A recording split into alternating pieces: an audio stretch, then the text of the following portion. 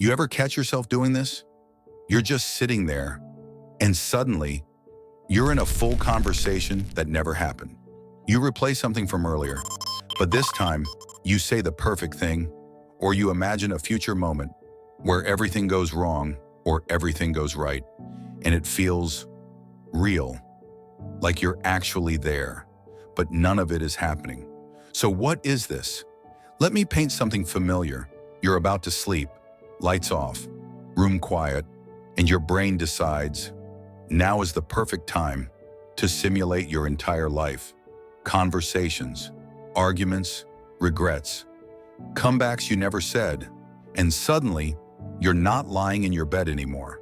You're inside your head, talking to people who aren't there, solving problems that don't exist, replaying moments you can't change.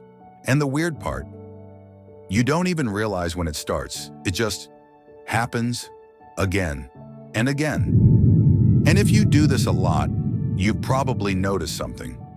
You don't just imagine random things. Your mind goes to very specific places. What if they judge me? What if I mess this up?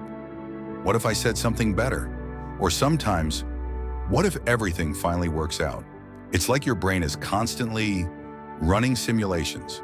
And here's the interesting part. This isn't just overthinking. Psychologists describe this as mental simulation, a kind of daydreaming your brain uses to prepare for life. And it's actually very common. Studies show that people spend almost 47% of their waking time thinking about something other than what they're doing. Almost half your life, inside your head, not outside. And your brain isn't doing this randomly. It's trying to prepare you for conversations, for risks, for social situations. Because your brain is wired for one thing, prediction. It wants control, even if it has to create it. But here's where it gets deeper. People who imagine scenarios a lot usually aren't just overthinkers. They're often more aware, more observant, more emotionally tuned in. Sometimes they grew up needing to figure things out on their own. So they got really good at thinking things through inside their head. But when this goes too far, it stops helping and starts trapping. You begin to rehearse problems instead of solving them. You feel emotions from situations that never happened. You get tired without actually doing anything. Your mind becomes louder than reality. That's why sometimes you feel drained after doing nothing, because in your head, you did everything. You lived conversations that never happened. You felt things that never existed. You played out versions of yourself over and over again, and no one sees it.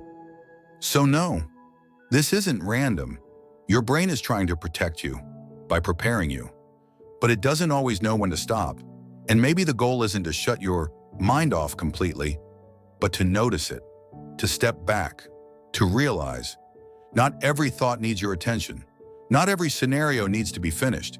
Some things you can just pass. So if you've ever felt like you live more in your head than in the moment, like your mind is always somewhere else, this isn't just you, it's a pattern. And patterns come from somewhere. Because psychology isn't just about what you do, it's about what your mind learned to do when it was trying to protect you. And if this made you think for a second, subscribe, because sometimes understanding your mind is the first step to quieting it.